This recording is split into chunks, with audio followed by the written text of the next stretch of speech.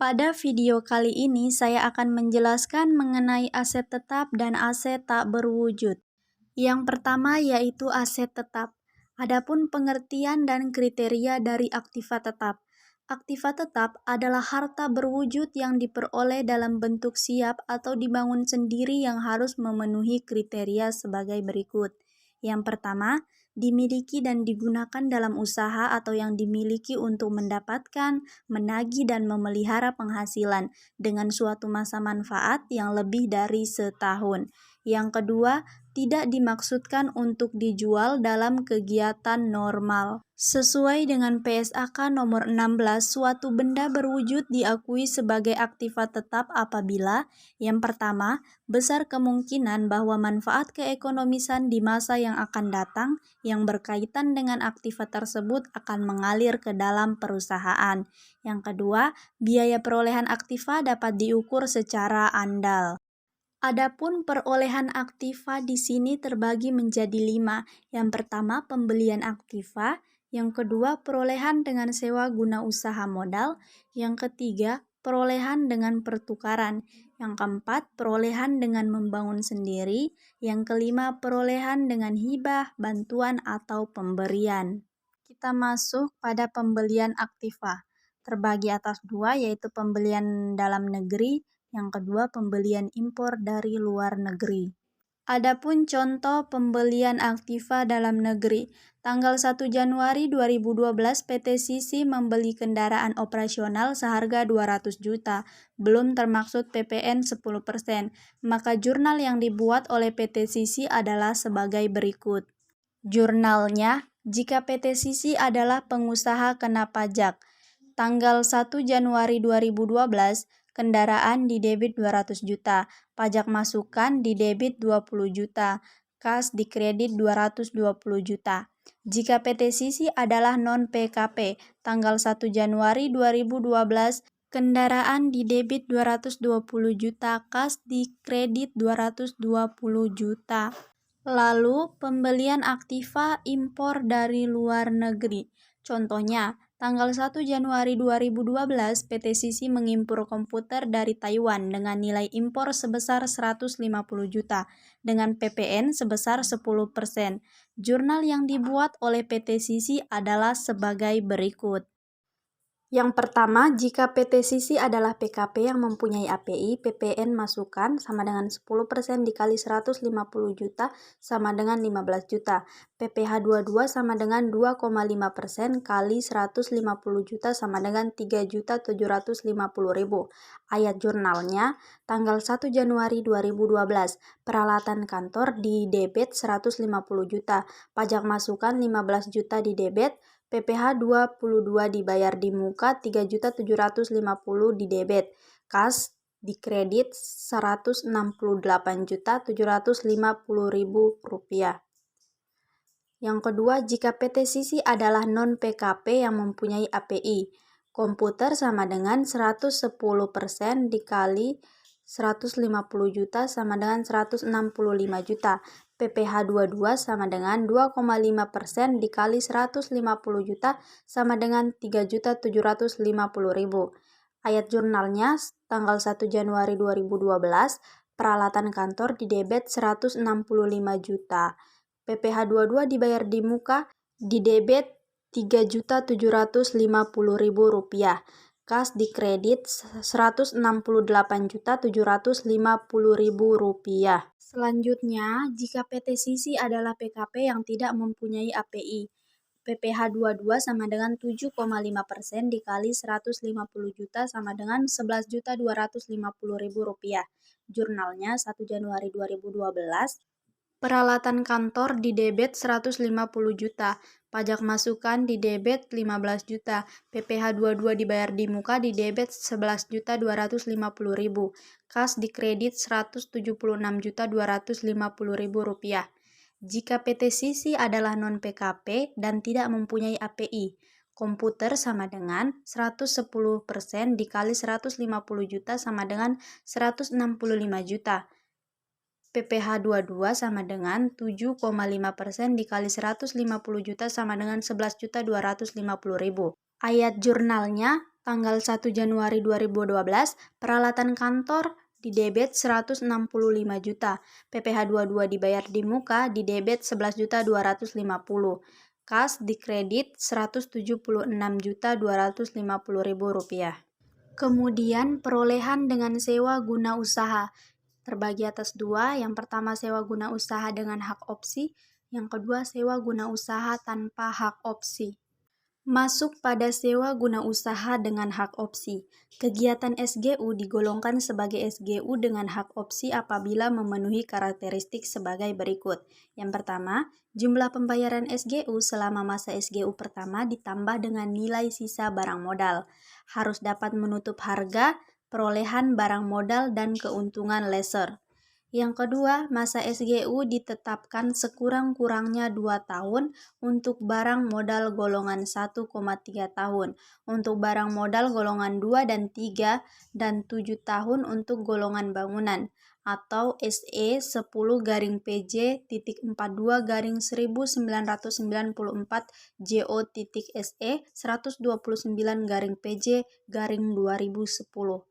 Yang ketiga, perjanjian SGU memuat ketentuan mengenai opsi bagi lese. Kemudian perlakuan perpajakan untuk lesser dan lessee. Untuk lesser, pajak penghasilannya yang pertama, penghasilan sama dengan angsuran pokok ditambah bunga. Yang kedua, penghasilan dan bukan objek PPh 23 tetapi pengenaan pajaknya dilakukan dengan perhitungan akhir tahun dalam SPT tahunan. Yang ketiga, beban penyusutan aset tetap dan beban yang tidak boleh dikurangkan. Pajak penghasilan untuk lessee, yang pertama, beban sewa sama dengan angsuran pokok ditambah bunga. Yang kedua, beban sewa dan beban yang dapat dikurangkan. Yang ketiga, beban sewa dan bukan objek PPh 23.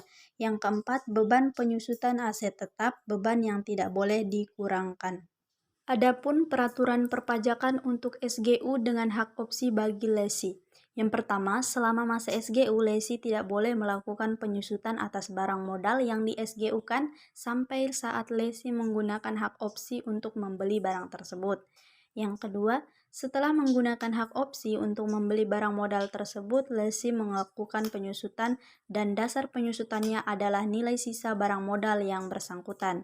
Yang ketiga, pembayaran SGU yang dibayar atau terutang oleh lessee kecuali pembebanan atas tanah merupakan biaya yang dapat dikurangkan dari penghasilan bruto lessee sepanjang transaksi SGU tersebut memenuhi ketentuan kapital lease. Yang keempat, dalam hal masa SGU lebih pendek dari masa yang ditentukan, maka Dirjen Pajak melakukan koreksi atas pembebanan biaya SGU. Yang kelima, lessee tidak memotong PPh 23 atas pembayaran SGU yang dibayar atau terutang berdasarkan perjanjian SGU dengan hak opsi. Selanjutnya, peraturan perpajakan untuk SGU dengan hak opsi bagi lesser. Yang pertama, penghasilan yang dikenakan PPh adalah sebagian dari pembayaran SGU berupa imbalan jasa SGU, yaitu seluruh pembayaran SGU dikurangi dengan angsuran pokok.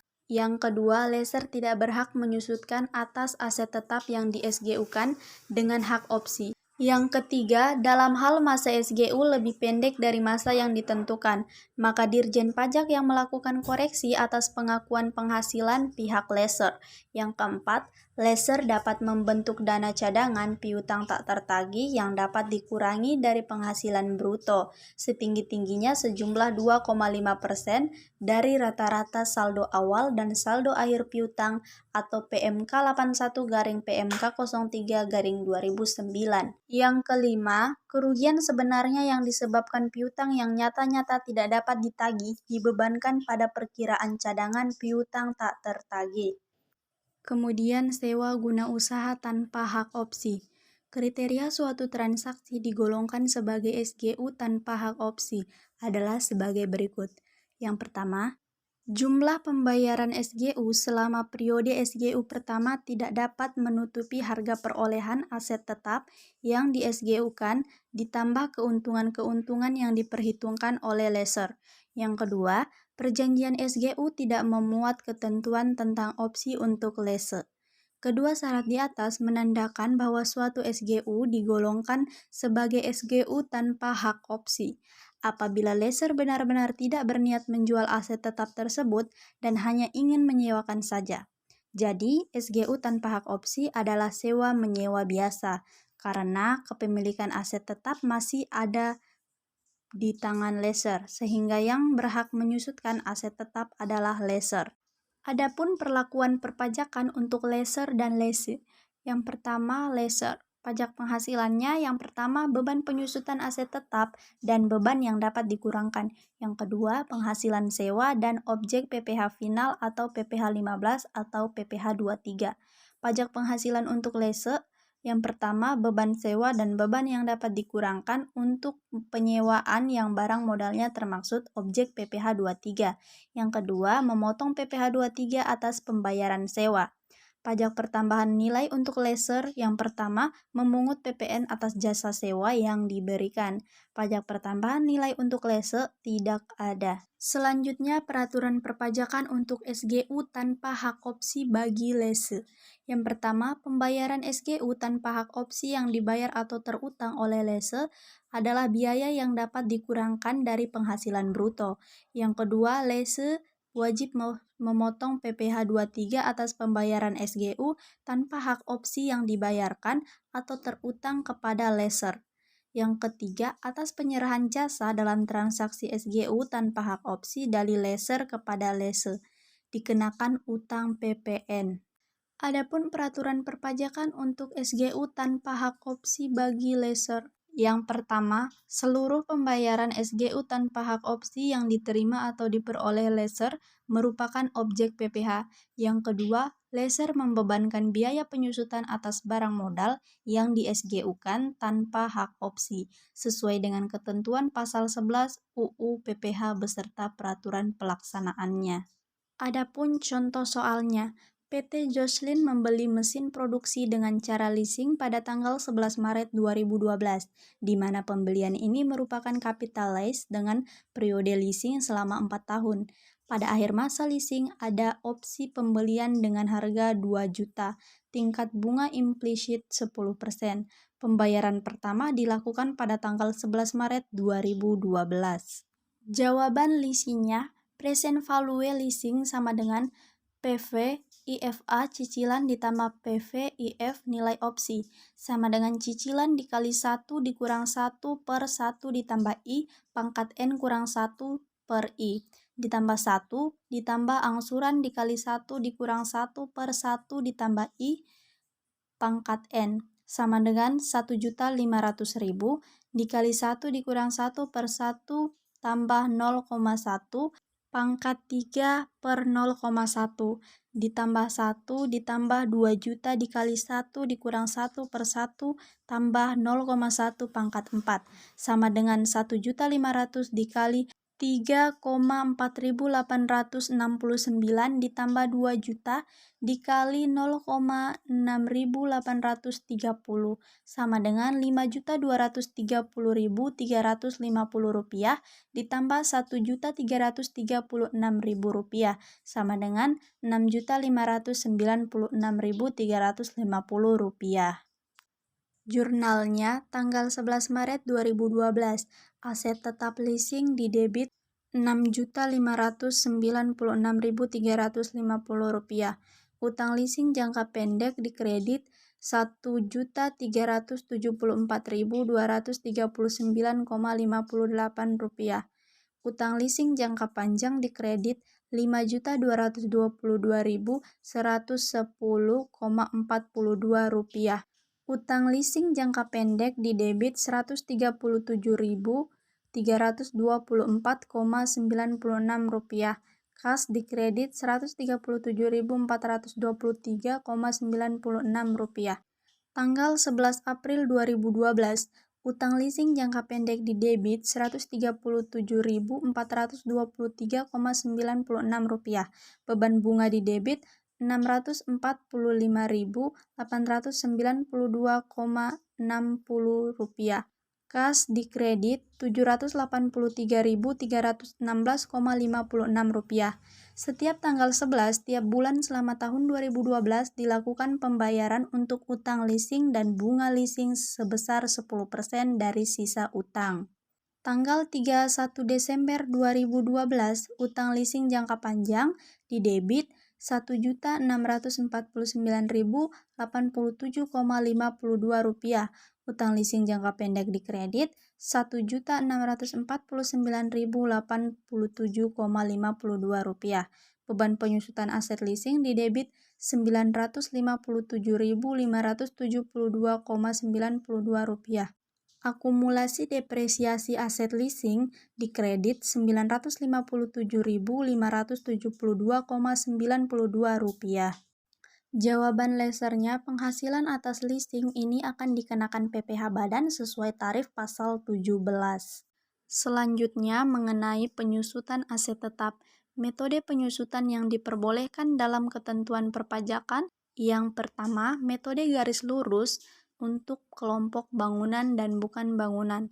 Yang kedua, metode saldo menurun untuk kelompok bukan bangunan saja dan pada akhir masa manfaat disusutkan sekaligus. Adapun klasifikasi kelompok harta, kolom pertama kelompok aset tetap. Yang pertama buku tabungan. Kemudian kelompok 1, masa manfaatnya 4 tahun, tarif depresiasi garis lurusnya 25%, tarif depresiasi saldo menurunnya 50%. Kelompok 2, masa manfaatnya 8 tahun, tarif depresiasi garis lurusnya 12,5%, tarif depresiasi saldo menurunnya 25%. Kelompok 3, masa manfaatnya 16 tahun, tarif depresiasi garis lurusnya 6,25%, tarif depresiasi saldo menurunnya 12,5%. Kelompok 4, masa manfaatnya 20 tahun. Tarif depresiasi garis lurusnya 5%, tarif depresiasi saldo menurunnya 10%. Kemudian yang kedua mengenai bangunan. Yang pertama permanen, masa manfaatnya 20 tahun, tarif depresiasi garis lurusnya 5%. Yang kedua tidak permanen, masa manfaatnya 10 tahun, tarif depresiasi garis lurusnya 10%. Selanjutnya, aset yang penyusutannya tidak bisa dikurangkan sebagai biaya.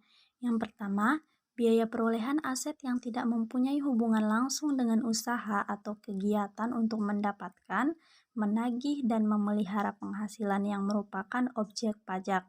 Yang kedua, biaya perolehan aset yang digunakan untuk memberi penggantian atau imbalan dalam bentuk natura dan kenikmatan kepada karyawan, kecuali penggantian atau imbalan dalam bentuk natura dan kenikmatan di daerah tertentu, dan yang berkaitan dengan pelaksanaan pekerjaan yang ditetapkan dengan PMK 83/PMK 03/2009. Yang ketiga, barang modal yang di SGU-kan, baik SGU dengan hak opsi ataupun tanpa hak opsi bagi lese atau SGU dengan hak opsi bagi lessor. Adapun contoh soalnya, gedung dibeli pada tanggal 1 Januari tahun 2000 dengan harga 600 juta. Estimasi masa manfaat gedung tersebut menurut akuntansi adalah 30 tahun, sedangkan menurut pajak adalah 20 tahun. Jawabannya, penyusutan menurut akuntansi 600 juta dibagi 30 sama dengan 20 juta. Penyusutan menurut pajak 5% dikali 600 juta sama dengan 30 juta. Jurnal pada tanggal 31 Desember 2011. Beban penyusutan gedung di debit 20 juta.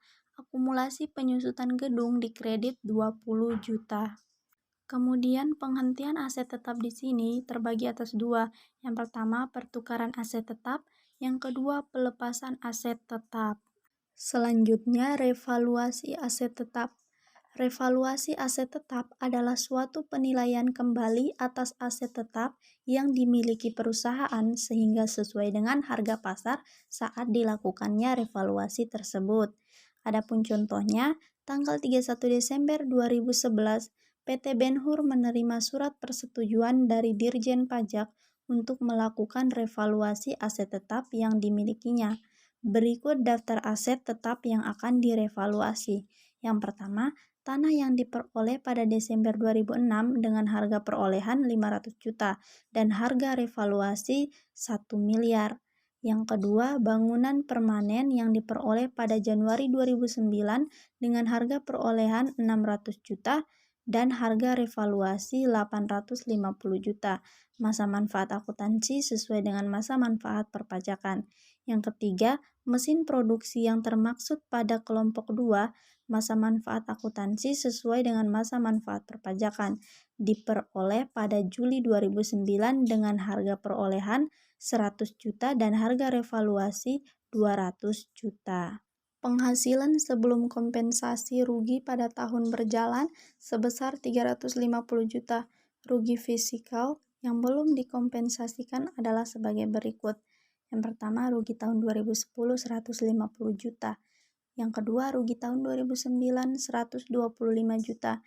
Yang ketiga, rugi tahun 2008 115 juta. Metode penyusutan aset tetap baik akuntansi maupun perpajakan menggunakan metode garis lurus. Jawabannya, biaya perolehan tanah 500 juta, biaya perolehan bangunan 600 juta, akumulasi penyusutan 90 juta, didapat dari 600 juta dibagi 20 dikali 3. Lalu 600 juta dikurang 90 juta yaitu 510 juta. Kemudian biaya perolehan mesin 100 juta. Akumulasi penyusutan 31.250.000.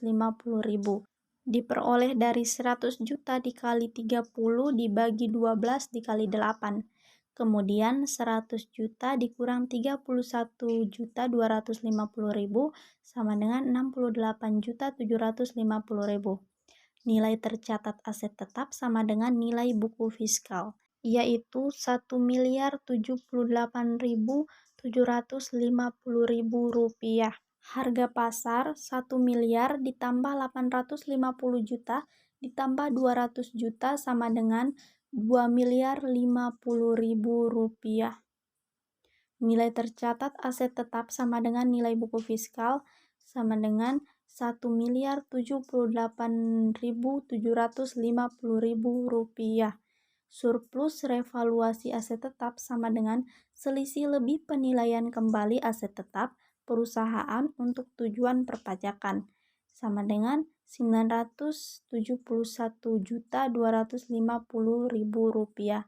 PPh final sama dengan 10% dikali Rp971.250.000 sama dengan Rp97.125.000. Ayat jurnalnya, tanah di debit 500 juta, bangunan di debit 250 juta, akumulasi penyusutan bangunan di debit 90 juta, mesin di debit 100 juta, akumulasi penyusutan mesin di debit 31.250.000.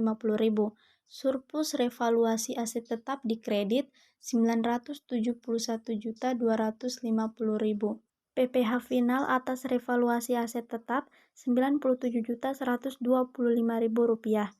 Kas di kredit Rp97.125.000.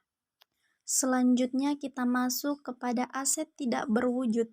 Aset tak berwujud adalah aset non-moneter yang dapat diidentifikasi dan tidak mempunyai wujud fisik. Ciri utama aset tak berwujud ialah berupa benda yang tidak dapat dilihat dan dipegang. Entitas dapat mengakui aset tak berwujud apabila kemungkinan entitas akan memperoleh manfaat ekonomis masa depan dari aset tersebut, dan biaya perolehan aset atau nilai aset tersebut dapat diukur dengan andal. Nah, adapun contoh aset tak berwujud, yang pertama hak paten, yang kedua hak cipta, yang ketiga merek, yang keempat goodwill, yang kelima waralaba. Kemudian harga perolehan aset tak berwujud, yang pertama harga beli termasuk biaya impor dan pajak. Yang kedua, biaya-biaya yang dapat diatribusikan secara langsung dengan mempersiapkan aset hingga siap digunakan sesuai dengan tujuannya. Kemudian, tarif penyusutan aset tak berwujud. Yang pertama, kelompok harta tak terwujud. Kelompok 1, masa manfaatnya 4 tahun, tarif depresiasi garis lurusnya 25%, tarif depresiasi saldo menurunnya 50%. Kelompok 2, masa manfaatnya 8 tahun, tarif depresiasi garis lurusnya 12,5%, tarif depresiasi saldo menurunnya 25%. Kelompok 3, masa manfaatnya 16 tahun, tarif depresiasi garis lurusnya 6,25%. Tarif depresiasi saldo menurunnya 12,5%. Kelompok 4, masa manfaatnya 20 tahun, tarif depresiasi garis lurusnya 5%. Tarif depresiasi saldo menurunnya 10%. Adapun contoh soalnya, PT Boki yang baru berdiri 2008 telah menghabiskan biaya sebesar 50 juta untuk mendapatkan berbagai izin pengurusan pendirian perusahaan. Biaya tersebut diperlakukan sebagai aset lainnya dan memiliki masa manfaat 5 tahun menurut pertimbangan pihak manajemen, sehingga oleh perusahaan diamortisasi dengan metode garis lurus. Jawabannya, penyusutan menurut akuntansi, 50 juta dibagi 5 sama dengan 10 juta. Penyusutan menurut pajak, 25% dikali 50 juta sama dengan 12.500.000. Jurnalnya, saat mengeluarkan biaya, aset lainnya didebit 50 juta, kas dikredit 50 juta. Pada tanggal 31 Desember 2008, beban amortisasi didebit 10 juta, aset lainnya dikredit 10 juta. Contoh yang kedua yaitu PT Hercules pada tanggal 1 Januari 2012 mengeluarkan uang sebesar 200 juta, belum termaksud PPN dan PPh 26, untuk memperoleh waralaba dari MC Dolphin selama 4 tahun. Jawabannya, PPN sama dengan 10% dikali 200 juta sama dengan 20 juta. PPh pasal 26, 20% dikali 200 juta sama dengan 40 juta. Penyusutan menurut pajak metode garis lurus sama dengan 25% dikali 200 juta sama dengan 50 juta. Metode saldo menurun, tahun pertama 50% dikali 200 juta sama dengan 100 juta. Tahun kedua 50% dikali 100 juta sama dengan 50 juta. Tahun ketiga 50% dikali 50 juta sama dengan 25 juta. Tahun keempat sama dengan 25 juta. Adapun ayat jurnalnya tanggal 1 Januari 2012, waralaba didebit 200 juta. Pajak masukan didebit 20 juta, utang PPh 26 dikredit 40 juta, kas dikredit 180 juta. Pada tanggal 31 Desember 2012, beban amortisasi didebit 50 juta, waralaba dikredit 50 juta. Pada tanggal 31 Desember 2013, beban amortisasi didebit 50 juta, waralaba dikredit 50 juta. Pada tanggal 31 Desember 2014, beban amortisasi didebit 50 juta, waralaba dikredit 50 juta. Pada tanggal 31 Desember 2015, beban amortisasi didebit 50 juta, waralaba dikredit 50 juta rupiah. Sekian materi yang dapat saya sampaikan. Lebih dan kurangnya saya mohon maaf. Wassalamualaikum warahmatullahi wabarakatuh.